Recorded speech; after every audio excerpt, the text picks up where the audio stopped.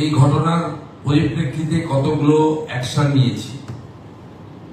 Tiljala PS এর case number 226, তাতে ওই অবৈধ কারখানার মালিক শেখ নাসির এবং শামীম মোহাম্মদ তাদেরকে গ্রেপ্তার করা হয়েছে আজকে সকালে। ঘটনা ঘটে যাতে 2 জন মারা গেছিলেন, 3 জন আহত হয়েছিলেন।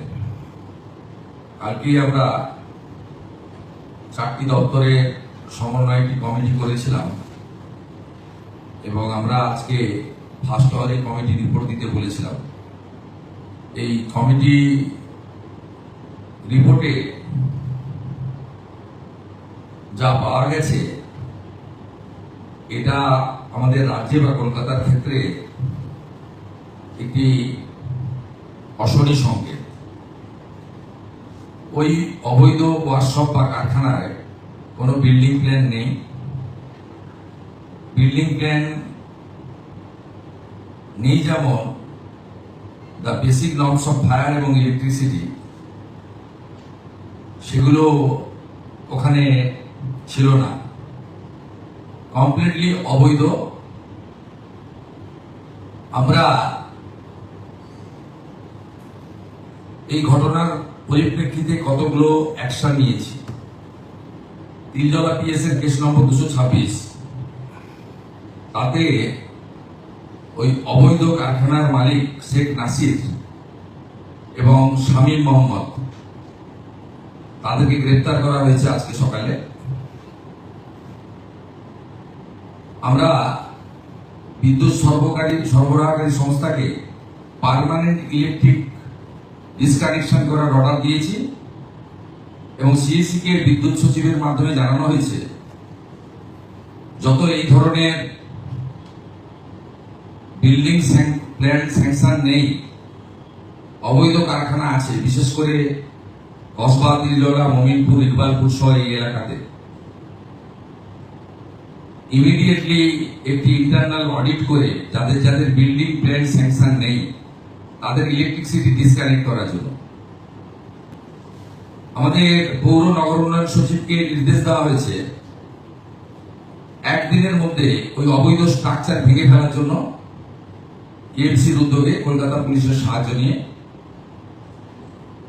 এবং একইভাবে এএমসি কে বলা হয়েছে এই ধরনের অবৈধ বিপজ্জনক কারখানাগুলিতে জলের লাইন কেটে দেওয়ার জন্য। আমরা একে জিরো টলারেন্সের নীতি নিচ্ছি। যারা সতর্ক হতে চান সতর্ক হয়ে যান, যারা বেআইনি কাজকর্ম করছেন তাদেরকেও আমরা সংশোধিত হতে এবং এই ধরনের কাজ থেকে বিরত থাকার জন্য কড়া নির্দেশিকা এবং পরামর্শ দিচ্ছি। দ্বিতীয়ত, গত কয়েক বছর ধরে আগের সরকার আলু চাষিদের উপরে অত্যাচার করেছেন, আলু ব্যবসায়ীদের উপর অত্যাচার করেছেন। আমরা মুখ্য সচিব,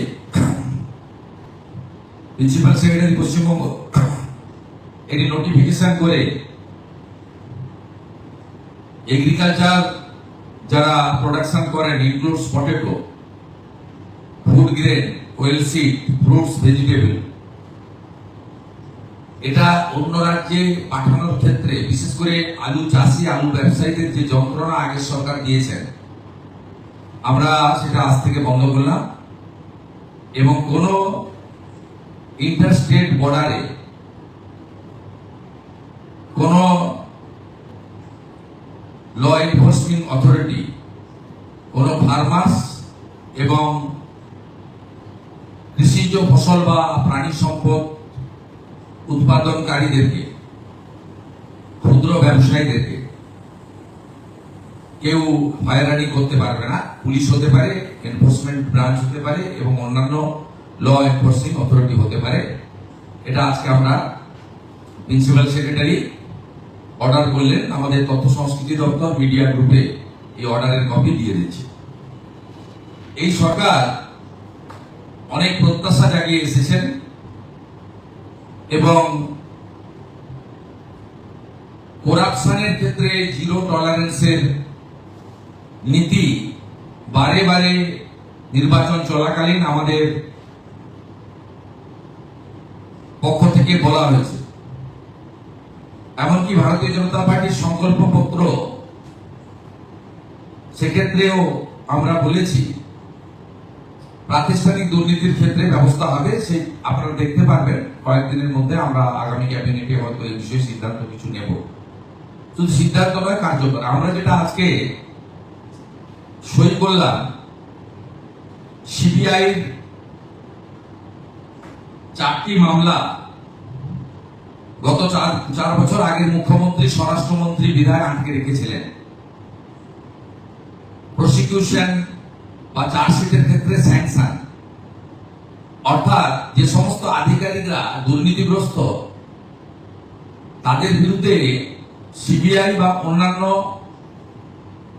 কোর্ট নিযুক্ত তদন্তকারী সংস্থা তারা চার্জশিট দিয়ে তাদেরকে পানিশমেন্ট বা প্রসিকিউশন দেওয়ার ক্ষেত্রে স্যাংশন নিতে হয় আইন অনুযায়ী। বিদায়ী সরকার এবং বিদায়ী সরকারের মুখ্যমন্ত্রী তথা স্বরাষ্ট্রমন্ত্রী এই স্যাংশন আটকে রেখেছিলেন দুর্নীতিগ্রস্ত আমলা এবং আধিকারিকদের বাঁচানোর জন্য। আজকে আমরা সিবিআই কে 3টি দপ্তরের আধিকারিকরা যারা করাপশনে যুক্ত ছিলেন তাদের স্যাংশন আমরা দিয়ে দিলাম। অর্ডার বেরিয়ে গেছে, সিবিআই কপি পেয়ে গেছে বা পেয়ে যাবে, একটু আগেই অর্ডার হয়েছে। এটাতে এডুকেশন ডিপার্টমেন্টের টিচার রিক্রুটমেন্ট স্ক্যাম রয়েছে, মিউনিসিপ্যাল অ্যাফেয়ার্স ডিপার্টমেন্টের মিউনিসিপ্যাল রিক্রুটমেন্ট স্ক্যাম রয়েছে এবং কোঅপারেটিভের ক্ষেত্রে সমবায় দপ্তরের ক্ষেত্রে কিছু কোর্টের আদেশে যে তদন্ত হচ্ছিল কিছু আধিকারিক তারা যুক্ত আছে, তাদের বিরুদ্ধে প্রসিকিউশনের স্যাংশন, যা বিগত সরকার দুর্নীতিগ্রস্ত আধিকারিক আমাদের আড়াল করার জন্য 4 বছর আটকে রেখেছিল, আমরা আজকে সেটা দিয়ে দিলাম।